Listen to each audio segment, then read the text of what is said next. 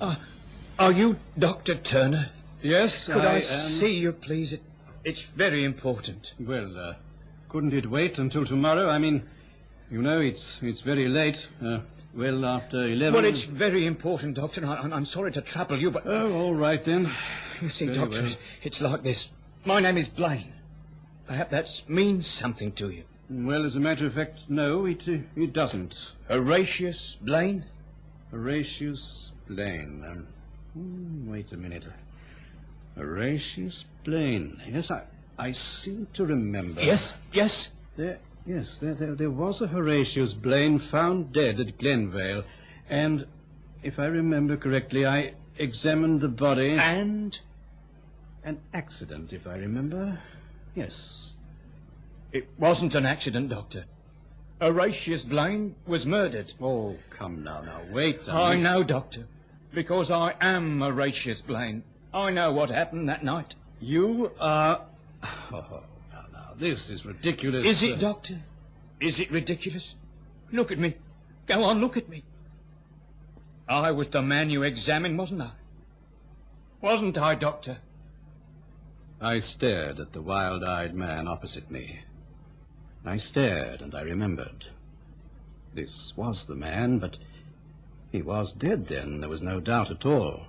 And now he was here in my consulting room in the middle of the night, and I felt an unpleasant prickling at the base of my spine, and fear edged all around me as I faced this man who was dead.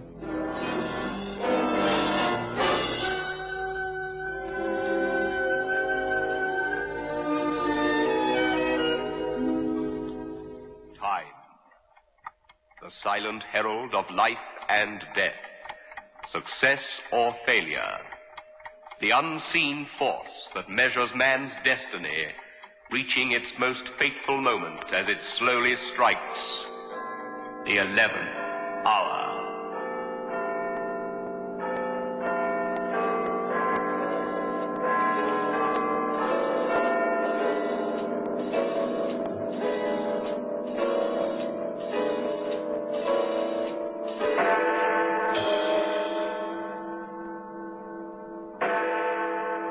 I remember thrusting aside the fear. I had to be sensible about this, because obviously there was a reasonable explanation. There must be. He almost sensed the conflict raging in me. I can't accept it myself, Doctor. Oh, but this is ridiculous. Now, come along. Come along, my good man, and sit down and tell me the real story. All right. Thank you. Well, I was murdered by Marwick and that woman. I remember it all clearly, but I could do nothing. Marwick was very strong, and they rigged everything to make it look like an accident. They were very clever, the two of them, but, well, and of course they always have been. You must tell the police. But why don't you? They won't listen. You've been to them? Hundreds of times and more, but they wouldn't listen. And what did they say? They wouldn't listen to me. They brushed me aside as if I didn't exist. So then I came here to you. I see. Let's go to the police together tomorrow, and I'll explain. They will listen. It's no good, Doctor. You must go to Marwick. You must accuse him and that woman of murder. Now, look here. I can't go to them. No, but you must. Why don't you? You just don't understand, do you? And I hoped you would. Of all people, I thought you could help me. Now listen to me, Mr. Blaine. Come round and see me tomorrow at 11, and we'll both go to the police. Oh, it's no use. And you know, there's another thing. You look to me particularly healthy and strong. Now, if you'd been murdered, you'd be dead, wouldn't you?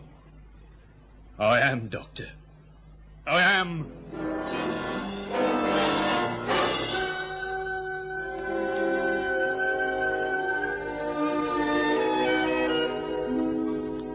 Mr. Blaine, I've seen a good many dead people, and I promise you that you don't fit the description at all. Now, please follow my suggestion. Come here at 11 tomorrow, and we'll follow this business through the correct channels. You don't believe me. You don't.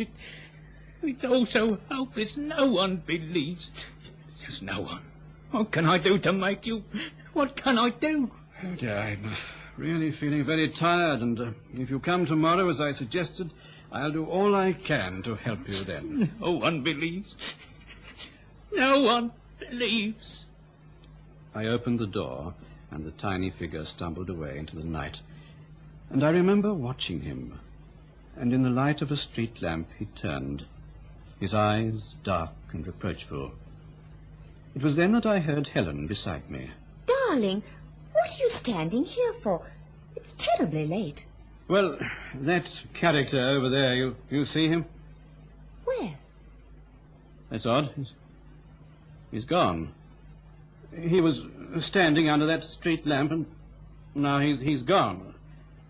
Well, anyway, if he's to be believed, he's dead. Peter, what are you talking about? According to him, he's one Horatius Blaine. Now, the last time I saw him, he was lying dead from injuries received in an accident. You mean the man you've just seen is the same person? He can't be, obviously, but it is intriguing because, you see, they're identical. But if he's dead... I know. If he's dead, he's dead, and that's the end of it. Well, this can't be the same person, obviously, but... Well, they are alike. In fact, my dear, it's quite uncanny. Well, what did he call about? To tell me he was murdered by someone called Marwick. Of course, he's a crackpot. People seem to go that way sometimes and pester their unfortunate doctor. Oh, dear. I'm so tired. What did you tell him? Well, to call again tomorrow at 11 o'clock, when this affair will be handed over to the police. You know, you've got to placate them. It's no good telling him that he's crazy. It's odd, isn't it? Yes, it's very odd. Now, don't you go worrying about this, darling. The thing is, Peter... Yes? The thing is, why did you answer the door in the first place? Answer the door? Well, the fellow knocked, of course. But he didn't, Peter. What? He didn't knock. You were sitting in that chair there, reading. Then suddenly you got up and went into the hall. I came out to look for you, and you were standing at the door there. You said something about a man under the streetlight. I didn't hear anything or see anyone.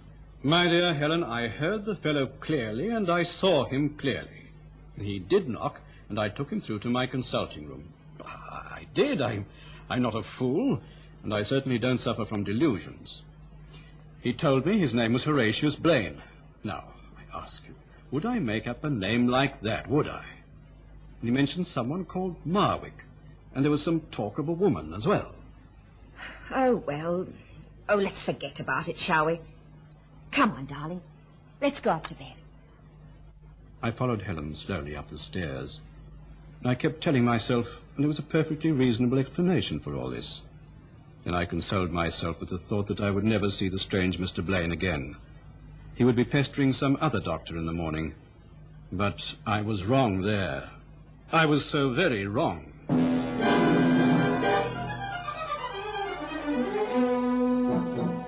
Last night. Your mysterious visitor. Oh, Lane. Great heavens, I've forgotten all about him. Liar. You were talking to yourself about him in the bath. I wasn't. Oh, but you were. I heard you. Blaine, Blaine, Blaine. You said the name a dozen times. You know what I think we should do? We should forget all about it. The man's a crackpot. Well, it would be intriguing to investigate, now wouldn't it? Investigate? Investigate what? His murder. Oh, Helen. The Horatius Blaine I examined was not murdered. He died from severe injuries. Oh, great Scott, the police were quite satisfied. McNaughton was on the job, and he's a sensible fellow. All the same, let's investigate, just in case. Oh, it would be interesting, wouldn't it? I haven't the time to play detective, and no more will I allow you to do so. All I want to do is to find out if there was a man called Marwick associated with Blaine. That's all. Look, my dear, you forget but it. Peter... You're only wasting your time. Now, please, Helen, stay out of all this, will you? If Blaine comes to me at 11 o'clock today, we'll go to the police and let them sort this out. and I'll tell you exactly what happens. But, darling, Now, please don't argue. Yes, Peter. I remember waiting at 11 o'clock, half in trepidation for Blaine to arrive, but he didn't, and I confess it, I felt relief. I felt this lets me out of a lot. Well, it was at dinner that night that Helen spoke of him again. He didn't call, did he, Peter? You mean Blaine? Of course. No, but I didn't really expect him to. Just proves what I said in the first place. The fellow's a crackpot. There is a resemblance to the other Blaine, but that is possible. Perhaps he's a brother or something. Anyway, it does let me out of a great deal of unpleasantness. I checked about Marwick. You did what? Checked about Marwick. But Helen, Darling, I had to, and I'm glad I did. I phoned every Marwick in the telephone book. For goodness sake, why do that? Because I felt it our duty. Our duty is to mind our own business, not get involved with some crazy eccentric with a chip on his shoulder. Well, more than likely, Blaine has some feud on with Marwick and... Oh, Peter, I wish you'd let me tell you what happened. All right. Well? This particular Marwick is G.L., and he lives in Burnham Terrace. He answered the telephone. And when I asked him if he knew Horatius Blaine, he paused before he answered. Then he said, very carefully and cautiously, "Who is that speaking?" Of course, I didn't let on, and then he threw down the receiver. And what does that prove? It proves that he does know Horatius Blaine. It proves that there might be some truth in what your visitor told you. Oh, my dear Helen. But that's not all. All right, go on. I went to Burnham Terrace. You did what? Now, just keep calm, Peter, and listen to me.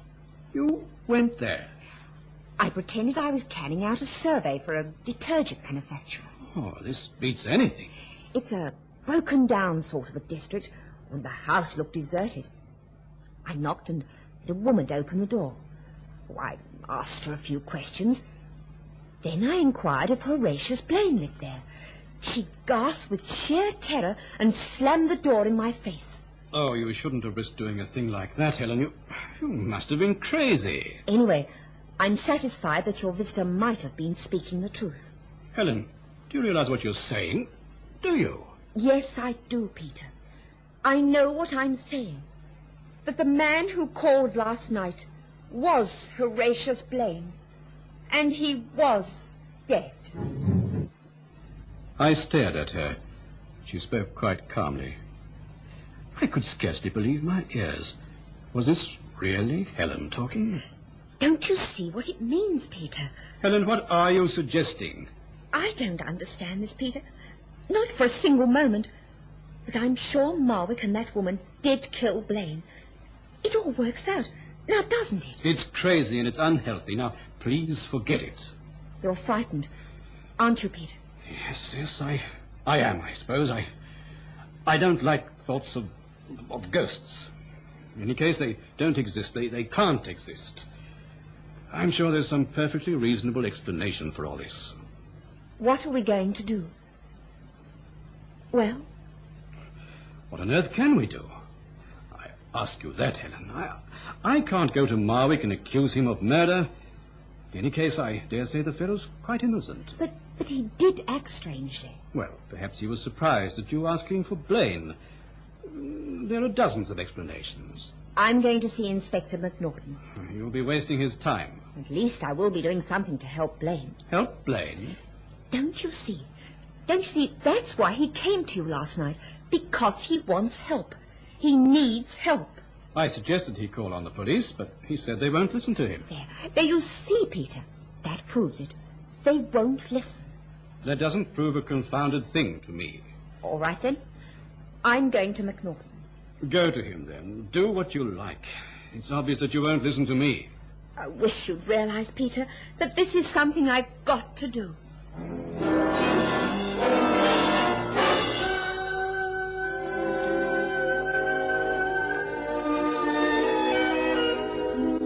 Well, Mrs. Turner, this is a pleasure.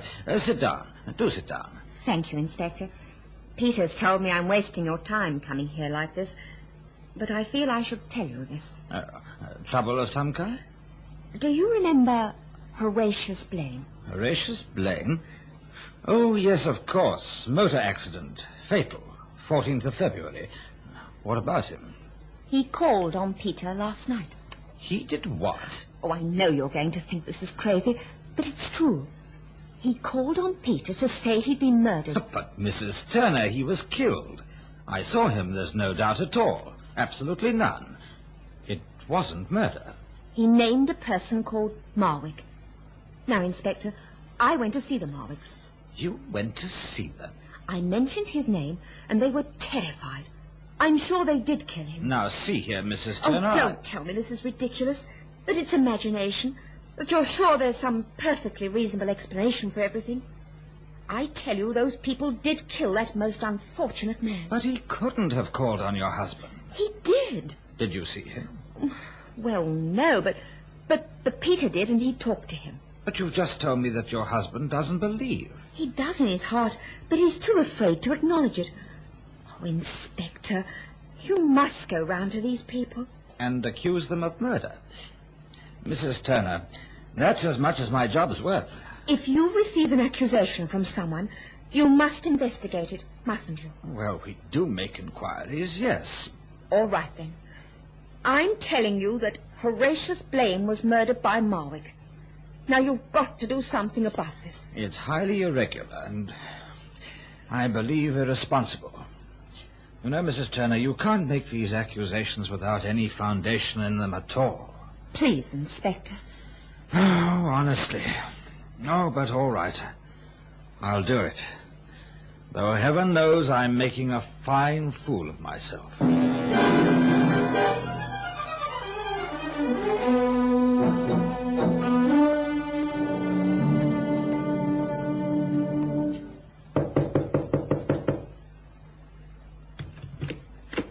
Well, what do you want? A few questions. I've got nothing to say to the police.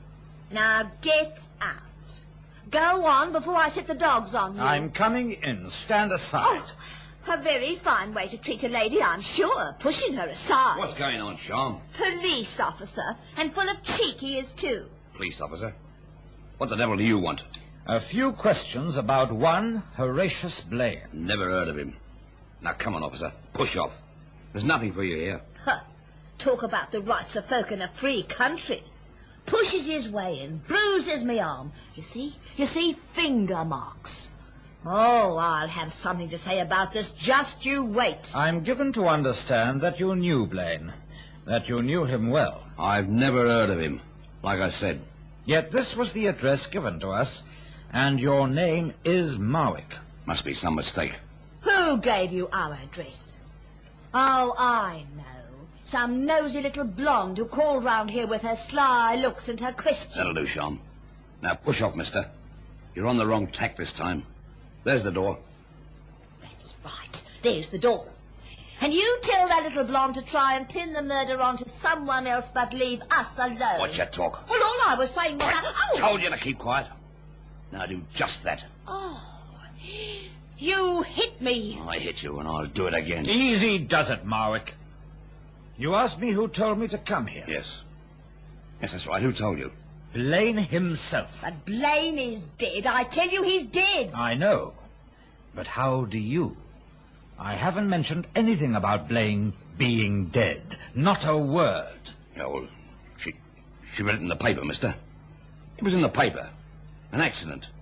So he couldn't have called on you. On the contrary, he did, although he was dead.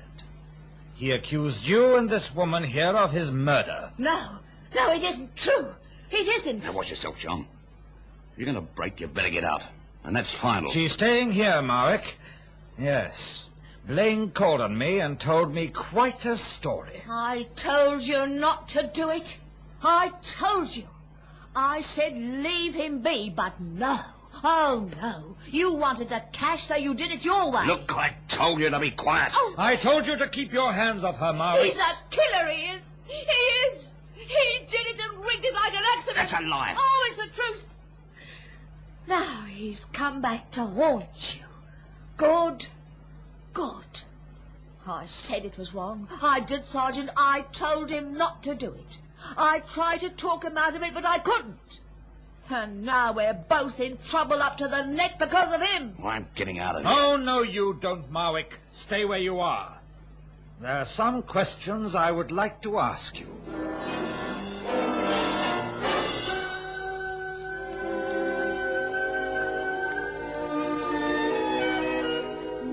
Well, that's how it is, Doctor. A full confession of murder. It's fantastic. We had no lead on them at all, not an inkling. And now we've got a fully fledged murderer on our hands. There's no doubt at all. No doubt at all. The woman broke when she heard about Blaine, told us everything. It was some money they were after. Marwick killed him, then arranged the accident. It was all very clever, and it did fool us, I confess it. If Mrs. Turner hadn't forced the issue and insisted that I visit Burnham Terrace, they would have got away with it. But there's a great deal I don't understand. For instance, did Blaine visit you? Yes, I think so. But you can't be sure, Doctor. Well, I was tired, Inspector. It had been a busy day. I seemed to talk to someone. Then, of course, perhaps I didn't. Anyway, Dr. Turner, you've done us a great service. Thank you. You can thank Helen here. It was all her idea. I wouldn't have gone through with it. I still can't believe it all worked out the way it did. Lucky for us you insisted, Mrs. Turner. It was certainly lucky for us. Ah, well, I'd best be getting back to the station. I've still got a few loose threads to tie up. No. Please, don't trouble to see me out. I know my way. Goodbye, Inspector, and thank you. What do you think it all means, Peter? I've no idea at all, none. It could mean anything. Do you think he did come that night? Perhaps, or perhaps not. The more I think back, the less sure I am. Yet the name Marwick and everything, it does tie up. I believe he did come. I believe he wanted justice done. But for heaven's sake, Helen, why choose me? Me, of all people. I don't believe that stuff. I'm a practical man of science. I deal in facts, plain and simple facts. I like things I can see and feel and understand. The rest, I don't know. I just don't know. Yet it was an ideal ending, wasn't it? We couldn't have worked it out any better if we tried, could we now? I believe Horatius Blaine had a perfect revenge, and I'm glad for his sake. Helen took my arm, and we both sat there busy with our thoughts. Of course, Helen was right. The little man had the perfect revenge. But I'll never fully understand.